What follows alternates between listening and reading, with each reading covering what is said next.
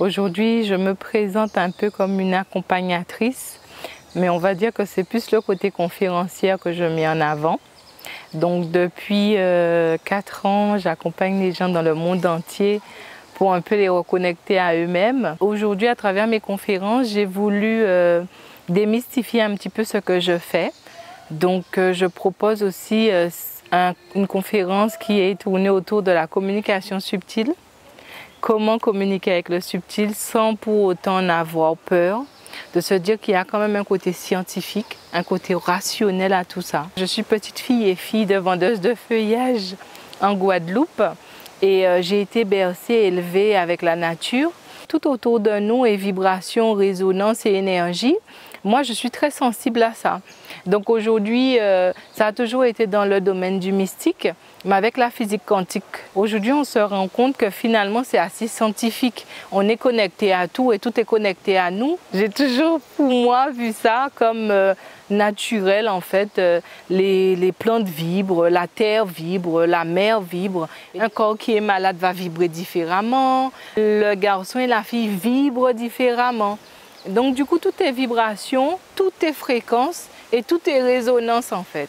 Nos ancêtres se sont toujours inspirés de la nature et c'est grâce à ça qu'eux, ils ont développé toutes ces capacités. Mais nous, étant dans un monde beaucoup plus soi-disant moderne, on s'est complètement coupé de la nature. Le chien peut voir un déséquilibre dans ton corps. Le ronronnement du chat guérit ton corps. On sait que la vibration du colibri va donner une vibration à ton corps qui va lui permettre d'être équilibré. Finalement, tout ce qui est naturel pour moi, c'est un enseignement de la vie. Ça t'apporte vraiment une richesse à l'intérieur de toi. Ça te permet de revenir à l'essentiel.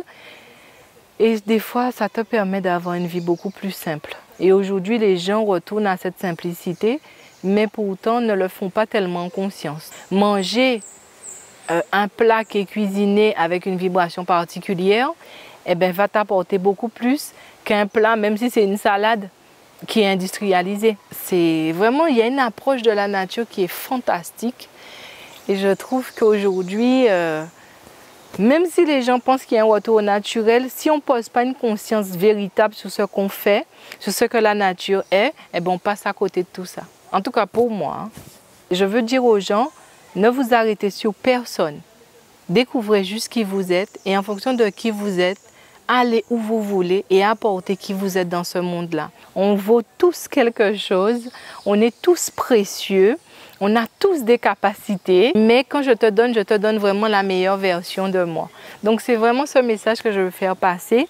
J'espère que les gens aussi à travers mes conférences vont arrêter d'avoir peur de ce qu'ils ne comprennent pas. Moi, j'essaie de leur expliquer ce qui se passe et j'espère aussi qu'à travers mes conférences, nous, Afro-Antillais aussi, on va prendre en considération notre nature profonde et on va la mettre en résonance avec la nature qu'il y a autour de nous parce que nos plantes sont extraordinaires, nos arbres, nos légumes, nos fruits. Et c'est quelque chose qui est important lorsque tu cherches une identité culturelle. Si tu ne prends pas en compte l'environnement dans lequel tu as évolué ou tes ancêtres ont évolué, eh bien, tu rates quelque chose.